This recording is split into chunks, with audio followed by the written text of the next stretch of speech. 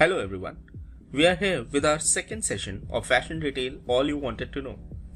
But before we start, if you are new to our channel, please do subscribe and hit bell icon for notifications of our new exclusive videos. Previously in our session 1, we talked about OTB, range plan and assortment plan. And today we bring you our second session where we will cover some more retail essentials. These will be sourcing, allocations, replenishments, sell-through and ROS, which is an abbreviation of rate of sales. Now, let's try to understand them by taking examples of a small store and its day-to-day operations, just to uncomplicate things. Here, we will consider that you don't have a dedicated manufacturing unit and depend on various vendors to get the goods manufactured as per your design and requirements. Hence, you need to buy to sell. Now you want to sell shirts in your stores and thus want to get it manufactured from your existing or new vendors in the market. You need to consider various aspects though before placing the order. Their competence, cost quoted, lead times, payment terms, value capping, etc. In this scenario, looking at competence and pricing, third vendor becomes a more suitable choice for placing the order.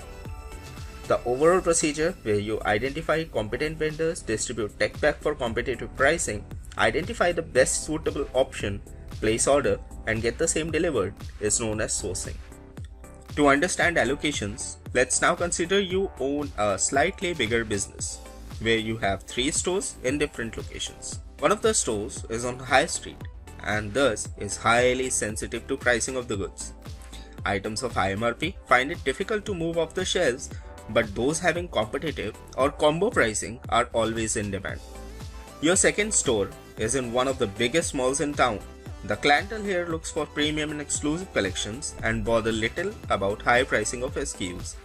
Your third store is placed strategically by you and is discount outlet where you place old season and non-moving SKUs on deep discounting to dilute this dead inventory. We thus made it obvious what kind of goods need to be placed in these stores on an elementary level. Though, there are many factors taken into consideration while doing an actual allocation, keeping various dynamics in mind. These include base stock, assortment, sale projection, competition, past performance, and many others. Allocation of goods is probably one of the most critical tasks, and wrong allocation may even lead you to loss of sales due to OOS or out of stock. Replenishments can be best understood as providing goods against sold articles in a specified sale period. The goods are either replenished or replaced as per the assortment plan or customer requirements. Now that you have bought a certain quantity and have started selling them as well, let's understand what percentage of the purchased goods got sold. This percentage of the quantity sold is known as sell-through.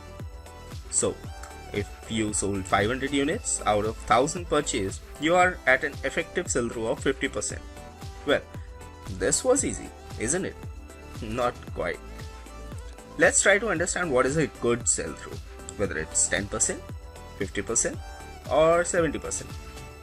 This depends on various factors including shelf life of the SKU, margins in hand, sell-through before and after EOSS, season-specific SKUs, and much more. A seasonal sell-through of 60% before EOSS is considered a healthy one in most of the retail chains. We will have another dedicated session to understand calculations and how to derive the same. Rate of sales is nothing but the weekly sell-through. This effectively means number of pieces sold in a week divided by the total quantity purchased. ROS of 4 and above is considered good before EOSS and given a shelf life of 16 weeks will deliver a sell-through of 60% plus. ROS and sell-through also let us determine performance of various designs on a more data-specific level and independent of any personal perseverance. This also helps identify best and worst sellers over the period of time and help finalize SKU level discounting.